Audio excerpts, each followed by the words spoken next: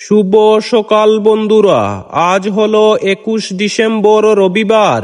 আজকের সমগ্র আসাম তথা বরাক উপত্যকার বিশেষ বিশেষ খবরগুলি হলো: বদরপুরে শাকসবজির দাম আকাশ চুয়া, হাইলাকান্দির 15 জিপিতে শুরু হলো সাপ্তাহিক সুশাসন, কাটাখালে 2 লরির সংঘর্ষে গুরুতর জখম হলেন 2 ব্যক্তি, পিএম কিষাণ সুবিধা প্রাপকদের ফসল বীমা যোজনার নাম পঞ্জীয়নের আহ্বান, পাতারকান্দি বাইপাসে সড়ক দুর্ঘটনায় গুরুতর জখম হলেন 4 ব্যক্তি।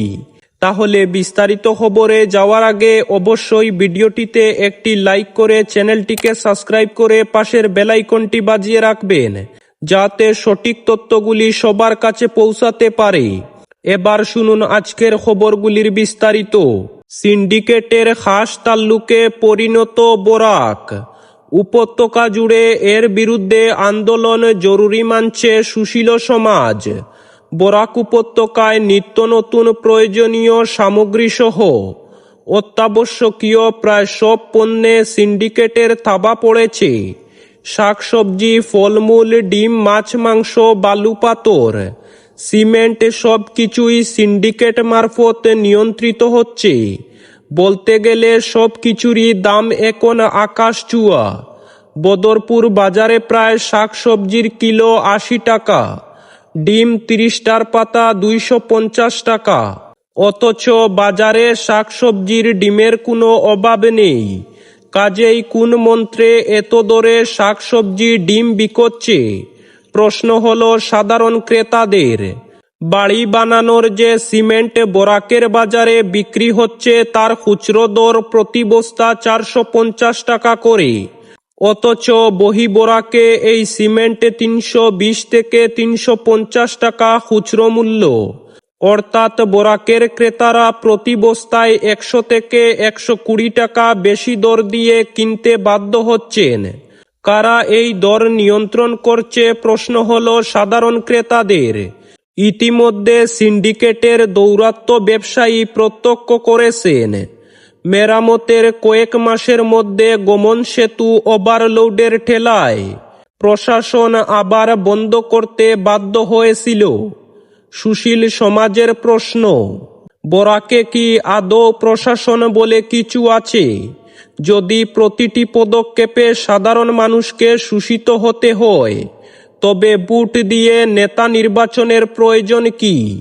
এই সিন্ডিকেট ভাঙতে সমগ্র বরাকবাসীকে ঐক্যবদ্ধ আন্দোলন শুরু করার ডাক দিয়েছে তারা। পরবর্তী খবরটি হলো, হাইলাকান্দির 15 জিপিতে শুরু হয়েছে সাপ্তাহিক সুশাসন। সারা দেশের সঙ্গে শুক্রবার থেকে হাইলাকান্দি জেলায়ও সুশাসন সপ্তাহ পালন করা হয়েছে। এ উপলক্ষে জনগণের দুয়ারে সরকার শীর্ষক কার্যসূচি হাতে নেওয়া হয়েছে। এতে জেলার প্রত্যেকটি গ্রাম পঞ্চায়েত কার্যালয়ে একটি করে সভা অনুষ্ঠিত হচ্ছে। সভাগুলোতে সরকারি সব বিভাগের কর্মকর্তারা উপস্থিত থেকে কোন বিভাগ থেকে কোন পরিষেবা জনসাধারণ পাচ্ছেন তা তুলে ধরা হচ্ছে। পাশাপাশি জনসাধারণের কি কি সমস্যা তা নিরসনে বিভাগ থেকে পদক্ষেপ নেওয়ার কাজ শুরু হয়েছে। পরবর্তী খবরটি হলো, কাটাখালে 2 লরির সংঘর্ষে গুরুতর জখম হলেন 2 ব্যক্তি। শুক্রবার সকাল অনুমানিক 7:30 নাগাদ শিলচর শ্রীভূমি 37 নম্বর জাতীয় সড়কের কাটাখাল কালীনগর সমবায় সমিতির নিকটে একটি কন্টেইনার লরি ও একটি মালবোঝাই লরির মুখোমুখি সংঘর্ষে আহত হন 2 জন। কন্টেইনার গাড়িটি শিলচর থেকে বদরপুর অভিমুখে যাওয়ার পথে বিপরীত দিক থেকে অর্থাৎ বদরপুর দিক থেকে মালবোঝাই শিলচর অভিমুখে যাওয়ার পথে মুখোমুখি সংঘর্ষ হয়। 2টি গাড়ির মুখোমুখি সংঘর্ষের বিকট আওয়াজ শুনে স্থানীয় জনগণ নিজ নিজ ঘর থেকে বেরিয়ে আসেন। এসে দেখেন পান মালবোঝাই লরিটি জাতীয় সড়কের উপর উল্টে রয়েছে এবং চালক ও হ্যান্ডম্যান দুজনই গাড়ির ভিতর আহত অবস্থায় রয়েছেন। সঙ্গে সঙ্গে 2 জনকে উদ্ধার করতে শুরু করেন স্থানীয় জনগণ। খবর দেওয়া হয় কাটাখাল পুলিশে। খবর পেয়ে ঘটনাস্থলে উপস্থিত হন কাটাখাল পুলিশ। লরি চালক ও খালাসির গুরুতর জখম হওয়ায় উন্নত চিকিৎসার জন্য দুজনকেই শিলচর মেডিকেল কলেজ হাসপাতালে পাঠানোর ব্যবস্থা করা হয়। পরবর্তী খবরটি হল, পিএম কিষাণ সুবিধা প্রাপকদের ফসল বীমা যোজনার নাম পঞ্জীয়নের আহ্বান। শ্রীভূমি জেলার সব পিএম কিষাণ সুবিধা প্রাপকদের আগামী 31 ডিসেম্বরের মধ্যে পার্শ্ববর্তী কমন সার্ভিস সেন্টার বা এসবিআই জেনারেল ইন্স্যুরেন্স কোম্পানি বা রামকৃষ্ণনগর মহকুমা কৃষি আধিকারিক কার্যালয় অথবা শ্রীভূমি জেলা কৃষি আধিকারিক কার্যালয়ের সঙ্গে যোগাযোগ করে আলু চাষের সুবিধা প্রাপক হিসাবে প্রধানমন্ত্রী ফসল বীমা যোজনায় নাম পঞ্জীয়ন করতে শ্রীভূমি জেলার কৃষি আধিকারিক আহ্বান জানিয়েছেন।